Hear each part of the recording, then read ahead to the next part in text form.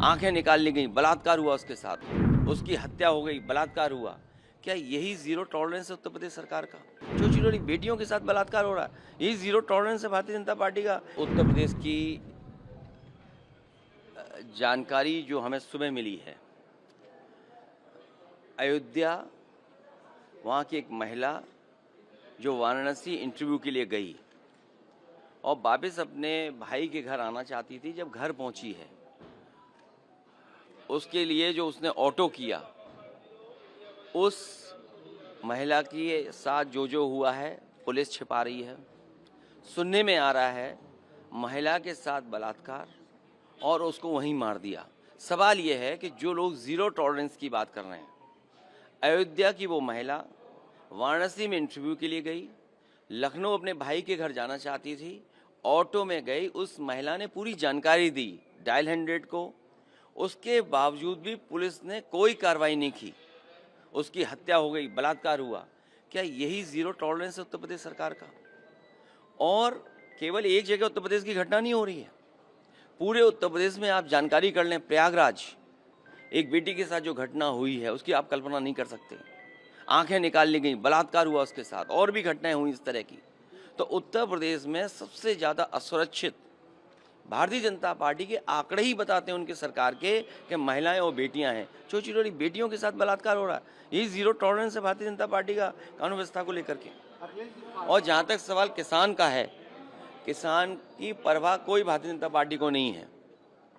जब बजट का पैसा जमीन पर जाएगा, किसान पर जाएगा, उसके बीज और फसल के लिए जाएगा, उसकी पैदावार की कीमत जब अच्छी मिलेगी, तो ऊपर के आंकड़े आपको अच्छे दिखाई देंगे।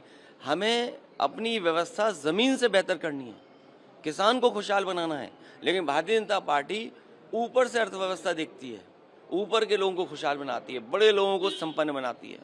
पूरे के पूरा कारोबार, पूरा का पूरा और जो लाभ देना है बजट का, वो उन्हीं के लिए है। तो जब तक अर्थव्यवस्था हमारी नीचे से ऊपर नहीं बढ़ेगी, तब तक खुशहाली नहीं आएगी। ये लोग वो हैं भारतीय जनता पार्टी के लोग जो ऊपर से नीचे ला रहे हैं, और किसानों के साथ एक जगह नहीं, न जाने कितनी बार अन्याय हो चुका है। कहीं भी देखिए, मैं पूरी जानकारी करूंगा, लेकिन किसान के साथ कहीं भी कोई सरकार अन्याय नहीं करे। उनकी मांगों पर चर्चा हो, उनकी मांग कैसे पूरी हो, उनको समझाया जाए। सर, आरएसएस ने नागपुर हिंसे की निंदा की है और कहा है कि औरंगजेब अप्रासंगिक है आज के समय। जो लोग आग लगाते हैं वही पानी डालना चाहते हैं। बीजेपी ये कह रही है कि काशी मथुरा में मंदिर बनाएंगे, वहाँ कोर्ट के फैसले का इंतजार नहीं किया। आप लोग भी क्यों बीजेपी के उसमें, अगर आपको इस चैनल से हटा दिया जाए तो आपको नौकरी कोई चैनल नहीं देगा।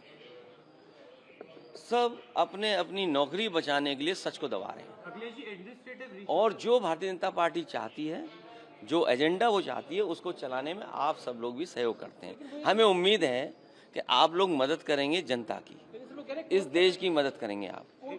और औरंगजेब, ये बताइए आप, मैं आपसे सवाल पूछता हूँ, आप औरंगजेब पे सवाल, एक मिनट, अच्छा कितने कैमरे में, किस कैमरे पे बोलूँ? मैं अपने साथी से कहना चाहता हूँ कि जो सवाल ये कर रहे हैं उनसे पूछिए कि छत्रपति शिवाजी महाराज, सम्राट, हमारे इतने बड़े राजा, जिनका साहस और जिनके फैसलों से लेकर के लोहा मांग गए, उनका अंगूठे से तिलक किसने करवाया था? उनका अंगूठे से तिलक किसने करवाया था? मैं आपसे कहता हूँ, मेरे से सवाल पूछिए अंगूठे का तिलक का, कि जब वो राजा बने, आप सवाल करिए मुझसे। सर, किसने करवाया? नहीं, आप मुझे सवाल कीजिए, छत्रपति शिवाजी महाराज जी का अंगूठे से तिलक हुआ तो हम बताते हैं। सर, छत्रपति शिवाजी महाराज जी का जो अंगूठे से तिलक हुआ था वो किसने करवाया? ये भारतीय जनता पार्टी से चर्चा नहीं करना चाहती है।